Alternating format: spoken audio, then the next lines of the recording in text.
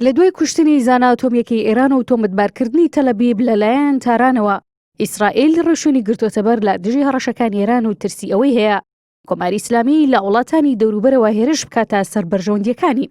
لەم چوارچێوەیەدا چوارەم مانگە ئۆفیر گێندڵمان وتەبێژی سەرۆکوەزیرانی ئیسرائیل بۆ کاروباری میدیای عەرەبی لە تویتێکدا باسی لاگەری هێرشی ئێران بۆ سەر بەرژەوەندیەکانی تەل ئەبیب کردبوو لە وڵاتانی وەک جۆرجیا، ئازەربایجان، تورکیا و ئیمارات و بەحرین و هەرێمی کوردستان.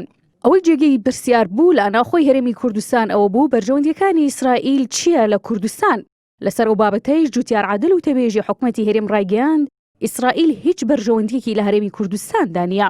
وتەبێژی حکومەتی هەرێم باسی لەوەش کردووە لێدوانی بەرپرسانی ئیسرائیلی لەو بارەیەوە بۆ هەر مەرامێک درابێت ڕەت دەکەنەوە. دەژڵێت هیچ هاوڵاتێکی ئیسرائیلیش لە هەرێمی کوردستان دانین.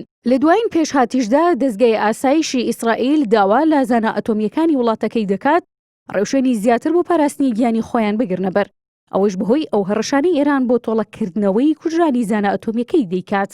لە دوای کوژرانی موحسین فەخریزادە زانە ئەتۆمیەکەی ئێران لە 27 تشرینی دووەم بەرپرسانی ئەو وڵاتە ئیسرائیلیان باکوشتنی ناوبرا و تۆمەتبار کرد. بەرپرسانی باڵای ئێرانیش جەخت لەسەر تۆڵە سندنەوە دەکەن.